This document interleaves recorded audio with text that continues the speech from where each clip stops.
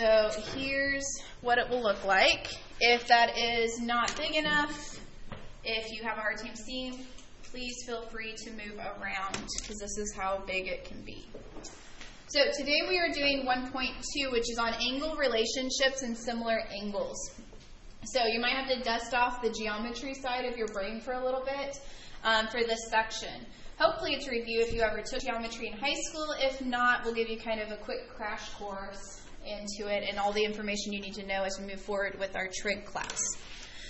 So the geometric properties is what we're going to cover first. Right here we have two bisecting or intersecting lines, and we have a bunch of points on our line so that we can differentiate the different angles and such that are made when these cross. What we end up actually getting, though, is we get a bunch of what's called vertical angles. Vertical angles are kind of like opposite angles, if you want to think about it that way. They're going to be directly across from each other like this. So if you ever see an angle that is marked in such a way with this little, I guess, half circle of sorts, this little arc, that's telling you that those two are equivalent or equal in measure. So they have the same measure.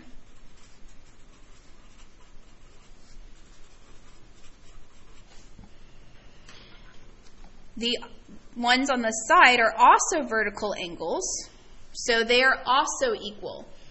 Notice that I made two semicircles there to indicate that, because these ones, this RMP, is the same as QMN, but is not the same as QMR. That's why I went ahead and put like an extra ring to show you where they are congruent or equal. Usually when we write that, we're going to write angle. This is the angle indicator, QMR. That's this top one, equals angle NMP.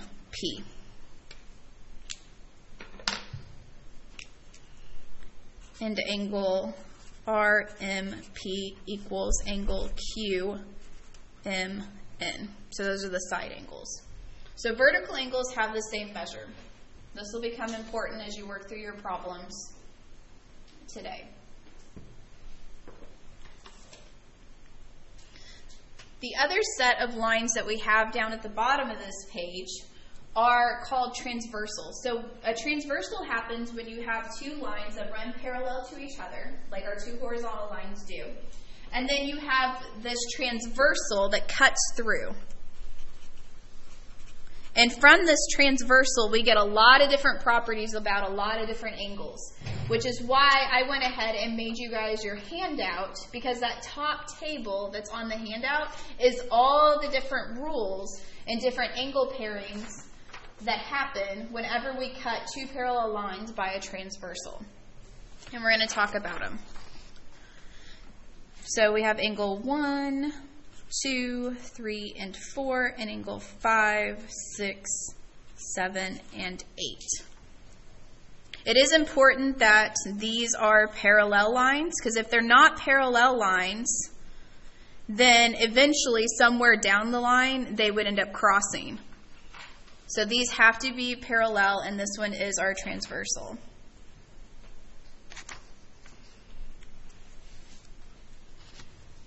So let's look at what happens because of that. And I'm going to reference the chart or the handout that I've made you instead of just rewriting everything all over again. The first type of angles that we are going to talk about with our transversals is our alternate interior angle. So alternate means opposite. So they're on opposite sides of each other, but they're interior. That means they're inside of this gap that's in our transversal. So we have outside our gap, we have inside our gap. So if they are alternate interior angles, that means they're inside the gap and they're on opposite sides of the transversal. So the example that's shown in your sketch on your handout is angle 4 and angle 5. Those are the same. And hopefully, based on the picture, you can kind of see that those look like they would have the similar size. So if these are the same, because they're alternate interior angles, then it's also true that 3 and 6 have the same measure, because they are also alternate interior angles. Now, 3 and 4 are not equal, but 3 and 6 are, and 4 and 5 are. So those have the same measure. The nice thing about this is most of these just end up being all equal to each other, which is really nice. There's alternate exterior angles as well. So exterior means outside, or outside angles. And if they're alternative, or alternate, then they're opposite each other. So 1 and 8 are equal, and 2 and 7 are equal. Again, hopefully by the picture you can kind of see that they're going to have a similar size. So 1 and 8 because they're on the opposites outside, 2 and 7 opposites outside. I'm actually going to skip down on the table to the corresponding angles next, just because let's do all the ones that are equal first before we talk about the last ones. Corresponding angles are also going to be equal. So corresponding angles means that's on the same side of the transversal. And if we look at angle 2, it's the outside one of this M line. And it's the upper 6 is the upper angle of our N line. Do you see that? So they're kind of in the same spot on our parallel lines, and they're on the same side. So 2 and 6 are corresponding. 4 and 8 are corresponding. Those are both below our parallel lines. We can also say the same thing on the other side of our transversal. 3 and 7 are corresponding, and 1 and 5 are corresponding. So all of those not are equal to each other, but like 1 and 5 are equal, 2 and 6 are equal, 4 and 8, and 3 and 7 are equal. So far, alternate interior angles, alternate exterior angles, and corresponding angles all show you different pairings of equal angles based on these transversals.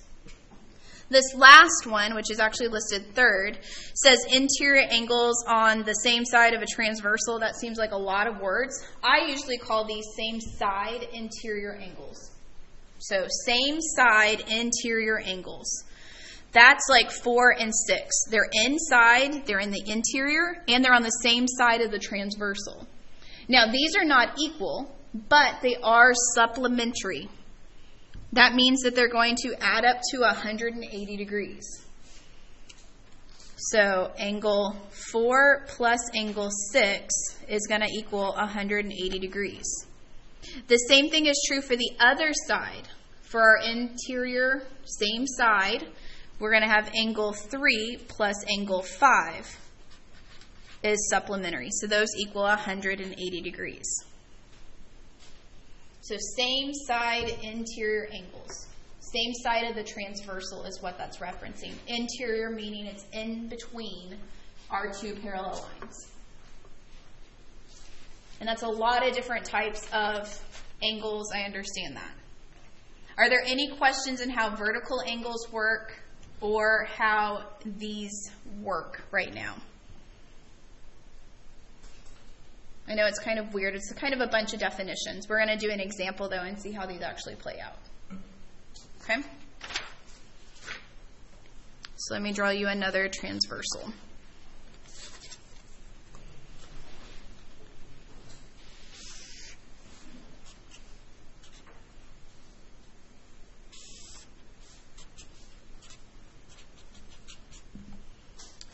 We need to find angle 1, angle 2, angle 3, and angle 4. That's what this question is going to ask us for.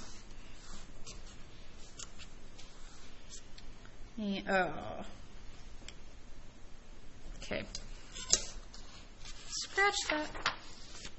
I made my transversal go the wrong way.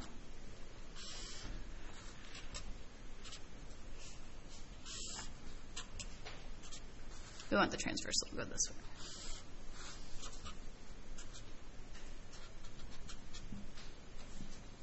Angle 1, angle 2, angle 3, and angle 4 is what we're finding. 1, 2, 3, and 4. And we know that angle 4 is 5x minus 40.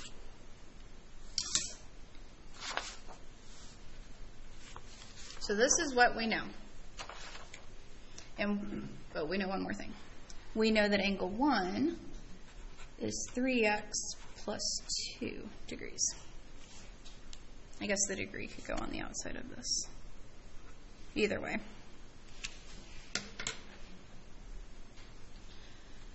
So this is the only information that we are given. And we have to determine what is the measure of angle 1, angle 2, angle 3, and angle 4. And we have all these different rules. We have the alternate interior, alternate exterior, the same side interior, and the corresponding angles. So when you have a problem like this, and you are given two different angles in terms of an algebraic expression, we have the 3x plus 2, and we have the 5x minus 40. Let's see if any of our rules compares angle 1 with angle 4. So they're on the outside, and they're opposite each other. So those are our alternate exterior angles.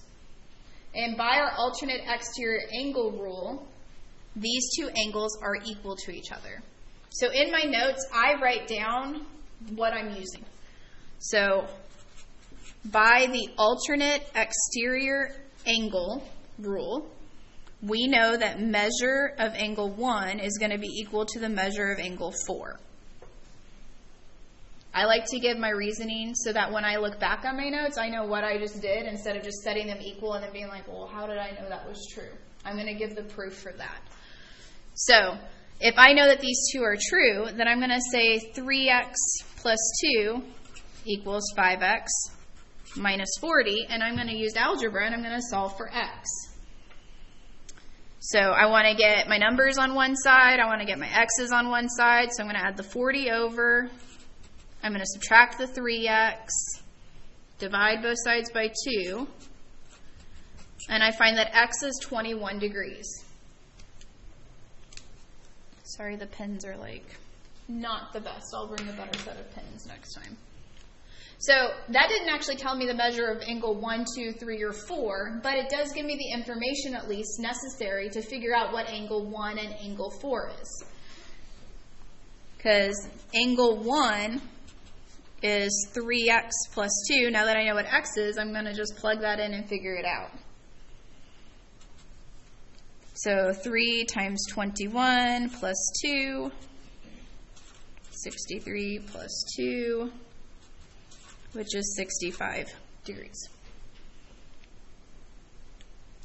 So I now know that angle 1 is 65 degrees. And if angle 1 is 65 degrees, then what do I know about angle 4? Yeah, because we said by alternate exterior angles, angle 1 equals angle 4. And if you didn't remember that, you could always plug in that 21 here, and you would still get that as well. But it saves you a little bit of time and a little bit of algebra to recognize that those are actually going to be equal, and we don't have to solve for it then. So now we're down to angles 2 and angles 3. So there's lots of different ways that we can actually approach these. Angle 2, if we look at it, is right here. What do we know about angle 1 and angle 2? Like if we look at them together. Yeah, they're going to be supplementary because they make a completely horizontal line if we add them together. That means if we add angle 1 and angle 2 together, then we're going to get 180 degrees. So if we know that angle 1 is 65 degrees, then we can hopefully figure out what angle 2 is. 115 degrees.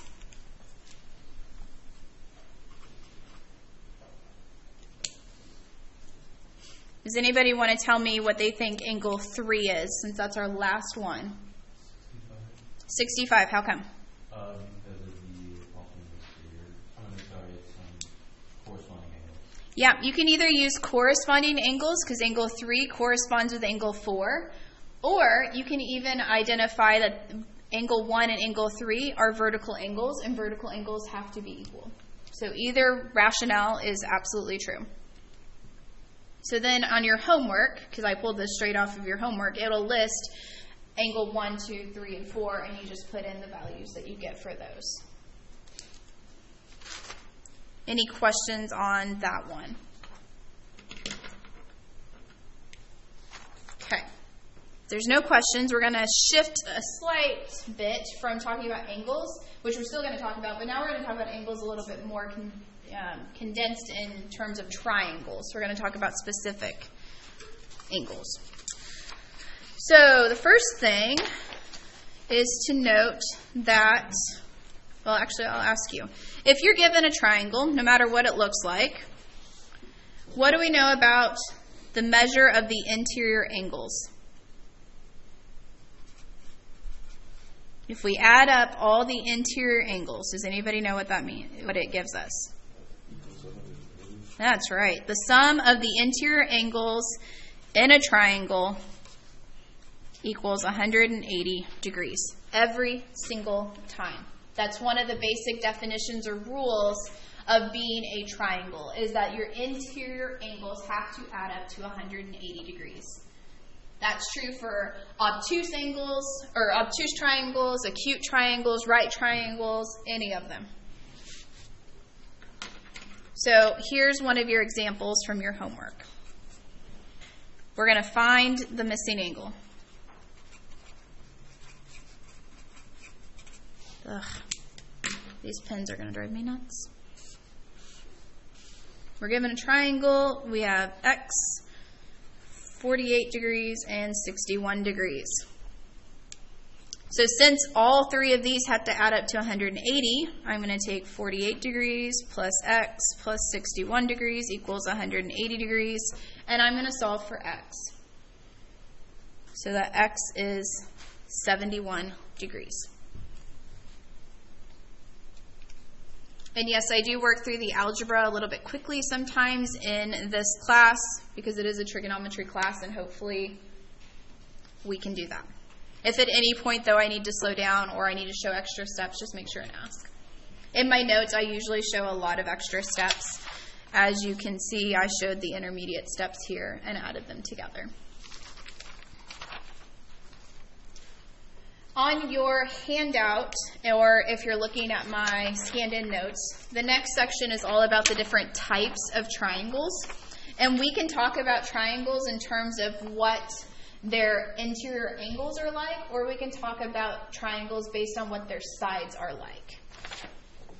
And so this next diagram I thought was really helpful because it talks about them in terms of their angles and their sides.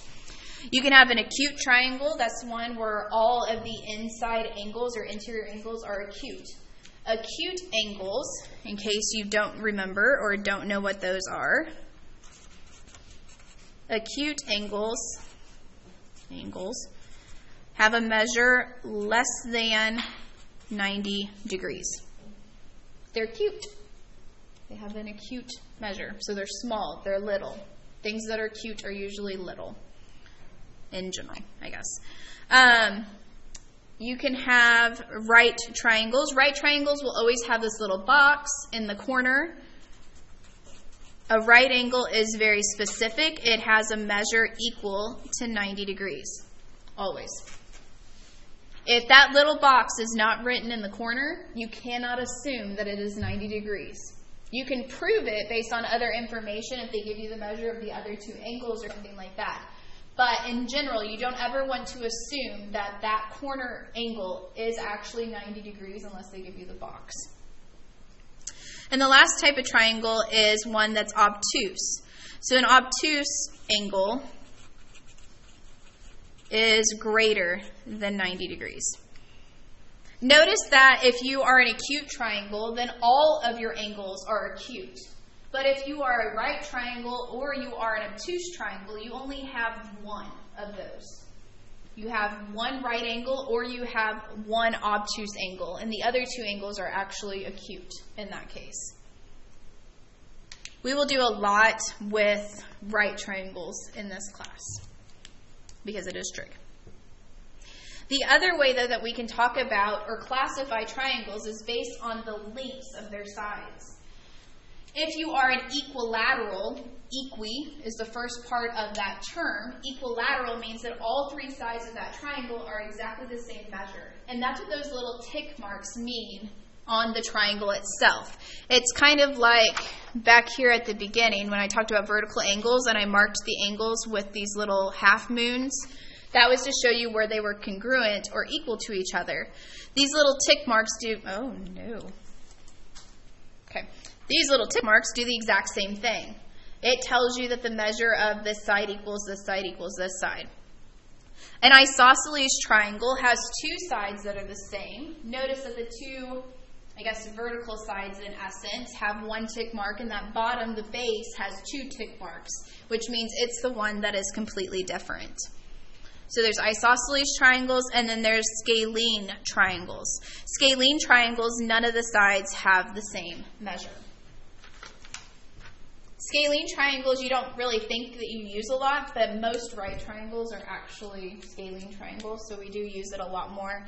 We just classify them as right triangles, and we don't talk about them as much based on their side lengths. Any questions on those? All right.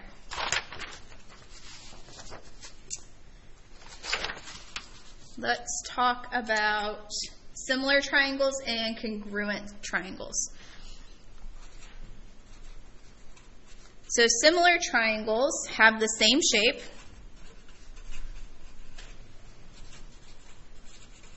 but different sizes.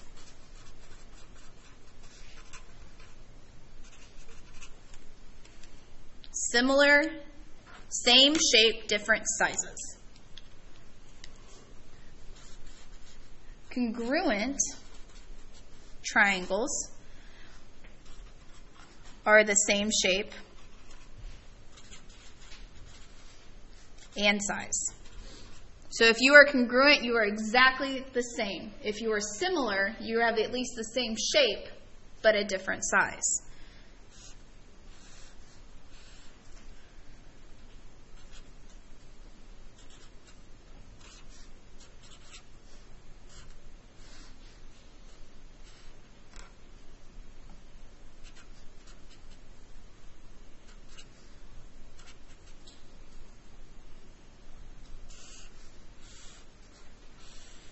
You'll have to give me a little bit of grace when it comes to drawing congruent ones.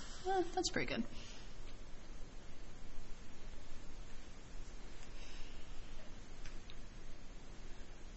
So the first set of triangles, sorry if that's always going to be tilted a little bit. ABC is the same as DEF. And they will usually be marked where their angles show you that their angles are congruent, so that there's no question whatsoever that these are actually congruent triangles. Because here's the deal, if angle CAB, so that's this top one, if angle A is not the same measure as angle D, then they're not going to be congruent, or they're not going to be similar. Because they have to be the same shape, which means they have to have the same interior angle measures, or they're not going to be similar. So these do have to be the same. Now, could I have similar triangles where it's shaped like this and then this is drawn like this, but it's still labeled the same way? Sure, it could be. I would say 9 times out of 10, though, they're going to even be oriented the same direction for you so that it makes it real obvious that these are similar triangles. Because again, the goal of math is not to trick you. The goal of math is to educate you. Or at least that's my goal. I'm not here to trick you. I'm here to just help you learn. And then congruent, you have the same angles and the same sides.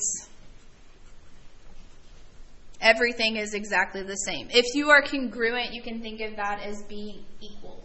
They are exactly the same. Congruent means equal.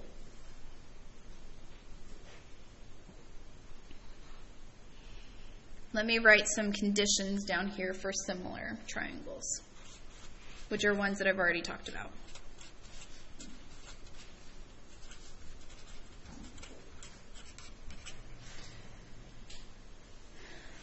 And sometimes you'll see it written as triangle ABC, so that's this one, is similar, similar, that's just one squiggle, similar to triangle DEF. If, dot, dot, dot. If the corresponding angles are the same or have the same measure. I need to bring better pens. Corresponding sides are proportional. They're not the same, but they're proportional. So they'll be like 2 to 1 or 3 to 1. They'll have some sort of a multiplier. That's for similar triangles. Congruent, everything has to match. Everything has to be the same. But when they are similar, the angles have to match and the sides have to be proportional.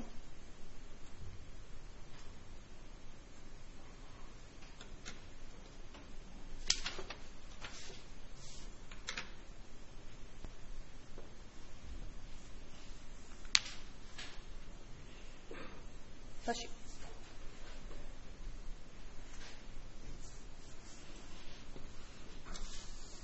I'm going to slide that up and slide some more down here to start writing the problem we're going to work.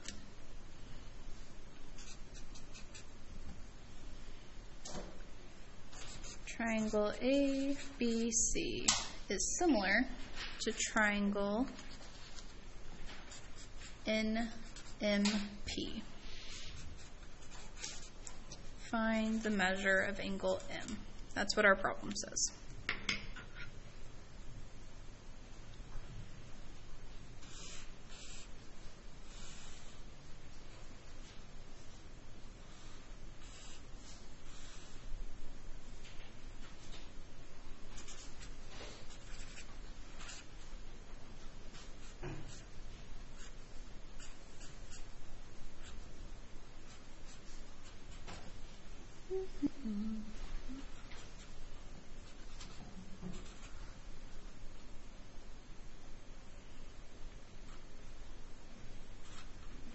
I'm going to write the angles outside of the triangles just so that they don't get lost.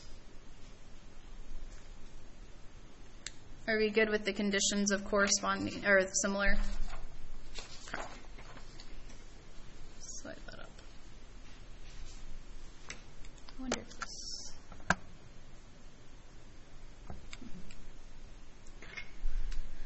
So we have these two obtuse triangles. I know they're obtuse because angle P over here is 104. That's greater than 90 degrees, so we have two obtuse triangles. And it tells me in the example information that these two triangles are similar. And based on the conditions for similar triangles, that means the corresponding angles have to be the same and the corresponding sides are proportional. So if the corresponding angles are the same, and we're trying to find the measure of angle M, then that means it's the same as angle B. But we don't know what angle B is. But we do know that angle A is 45 degrees. And if angle A is 45 degrees, then what is the measure of angle N? Yeah, it's got to be 45 degrees because the corresponding angles have to be the same. Now, if we know that angle N is 45 degrees and angle P is 104 degrees, then we can figure out what angle M is because the measure of angle N plus the measure of angle P plus the measure of angle M have to equal what? 180 degrees. That's exactly right. So 45 plus 104 plus, I'm just going to call it M, has to equal 180 degrees. So the measure of angle M is 31 degrees.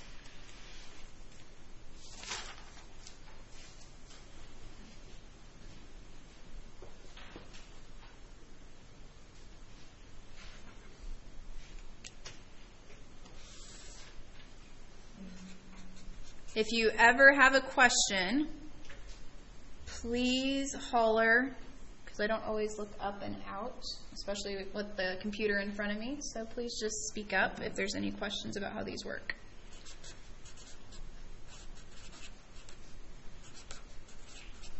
The green's dying.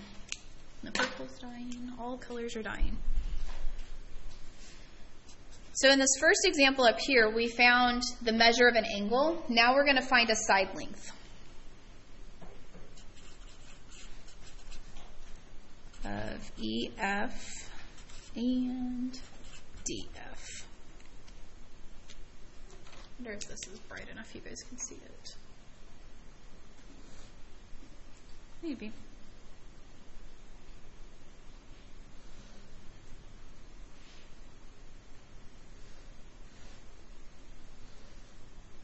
Okay, these are not exactly the same size. Pretend.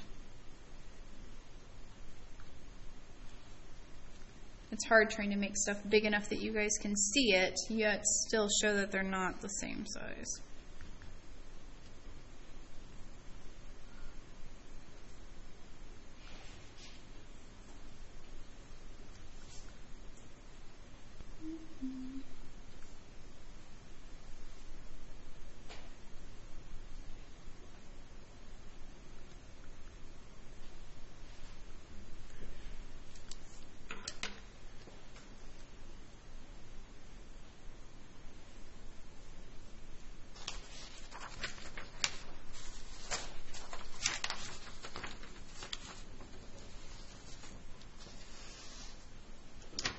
Okay, so these are our two triangles, and it tells us that they are similar.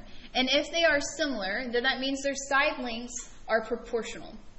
So when this happens, they have to give you at least a little bit of information on how big the sides are. So you'll have at least one side length on this one, and you'll have one side length on this one that you can compare, or you're not going to know the ratio to which these are going to be similar. So since we have side AC, and since these are similar, that means it has to be proportional to side DE. Okay? So you want to write a proportion. The way you write a proportion is where you compare two different measurements. So since we have, and it doesn't matter if you write the bigger one first, but we have 16 over 8, because we're comparing side CA to side ED, if you want to write it out to the side so you know what you're actually comparing. But we're comparing this side to this side, 16 to 8. And we're going to set that equal to, let's find this first one, E and F. We want to find this big one first. Well, we put the bigger one, the one that we have all the information, we put that on top of our proportion.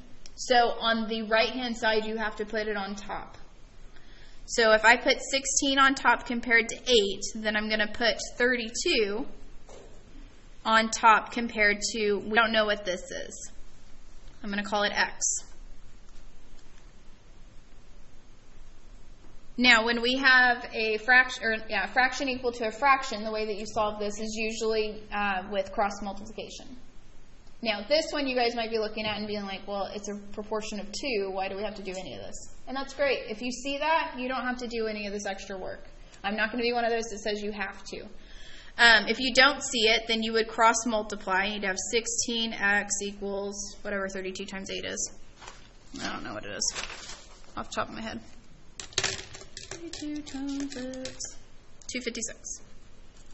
Divide that by 16, and you're going to get a measure of 12. No. 16.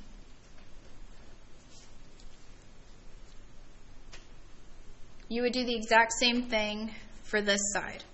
Again, though, if you see that to go from 16 to 8, you're dividing it by 2, then you would divide 32 by 2, you divide 24 by 2, and you find that EF equals 16, where DF equals 12. Does that make sense how you can look at it and see it sometimes and it works? I will tell you, it's not always a nice proportion. This is a nice proportion because our bigger triangle is twice as big as our smaller triangle. But it could be a proportion of like 2/3 or 5/6. So it could be something that's not nearly as nice, not easy to compute like that. And that's when you're going to want to do this cross multiplying process. Any questions on how we compare similar triangles to either find the interior measure of the angles or to find the similar side lengths? No? All right, we're going to do one application problem. If you're ever in a math class and you hear the word application problem, that's code for word problem. So this word problem, which I wonder if I can zoom in some for you, on the wall at least. On the wall I can zoom in. On the video, you're going to have to zoom in on your own. Or you go to your textbook, which you can digitally access on the MyMathLab site, and you go to page number 14, and we're going to do this word problem. So you can pull it up that way as well if you're at home and you want to go back and look at where this is. And you don't want to write it all down because you don't have to. Remember, my notes are scanned in, so you do have access to the words as well. It says the workers must measure the height of a building flagpole. They find that at the instant when the shadow of the building is 18 meters long, the shadow of the flagpole is 27 meters long. The building is 10 meters in height. So find the height of the flagpole. So the best thing to do on any word problem is as you encounter it, if you are able to draw a picture of any kind, it's going to help you a lot. Okay? This problem talks about a building and a flagpole. So I got fancy and I drew a building and a flagpole. There's my rectangular building. Very fancy, high tech. I am a great architect here. And it told me in the problem that my building was 10 meters high. It's right there. And it also said that I have this flagpole. And yes, I know I made my flagpole way bigger than my building. It's a massive flagpole. That's fine.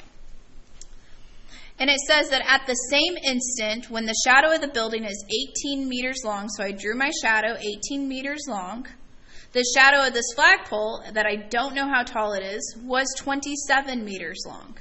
So I'm pretending like it's the exact same instant the sun is making the exact same shadow.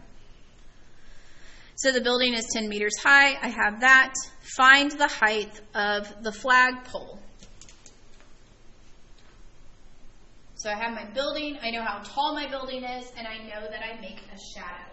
Now, if you look at the triangle that I have connected to my building, I went ahead and I put in my right angle there.